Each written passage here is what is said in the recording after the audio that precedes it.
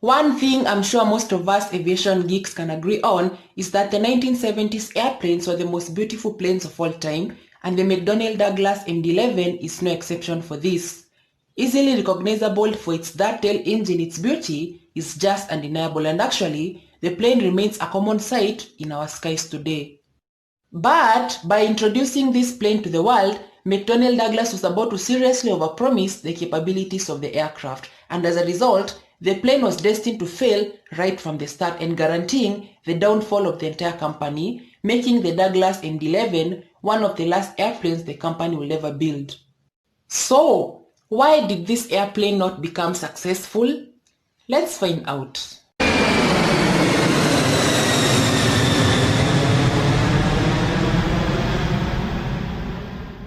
In order for us to understand why this airplane failed, we'll have to go back to the late 1980s and understand why this plane was built and how its maker overpromised on its capabilities.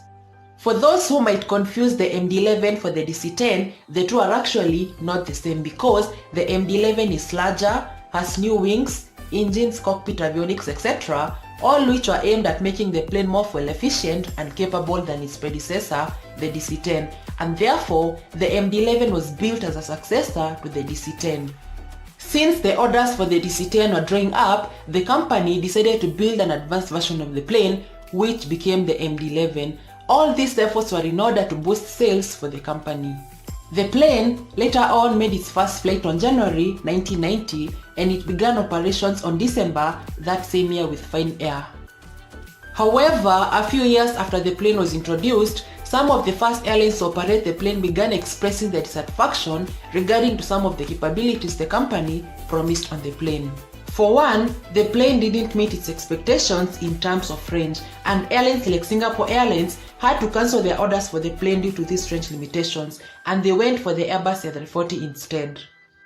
Secondly, its fuel burn was higher than expected, and third, airlines like American Airlines reported problems with the airframe and engines of the plane, and just 5 years after purchasing the planes, the airline sold all its 19 MD-11s to FedEx. In order to save the program, the company began a performance improvement program to make the plane better. This program lasted till 1995 and all the problems with the planes were eventually rectified. But sadly, it was a bit too late for the plane as the sales had been significantly impacted. While this plane was still in production, the company merged with Boeing in 1997. The newly formed company resumed with production of the plane till the year 2000 when the last ever MD-11 was assembled and the program was shut down. This was mainly due to slow sales resulting from internal competition from the Boeing 767 and the Boeing 777, as well as external competition from the Airbus A330 and the A340. And that was basically the rise and fall of the McDonnell Douglas MD-11.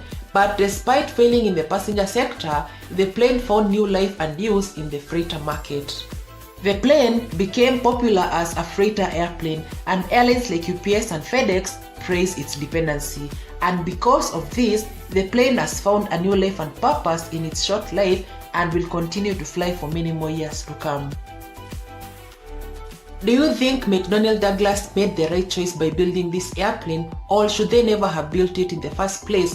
Let me know your thoughts in the comment section. As always, thank you very much for watching this video, and please subscribe for more great aviation content. Otherwise, thank you very much for your time and have a nice time ahead, and please take care. Goodbye.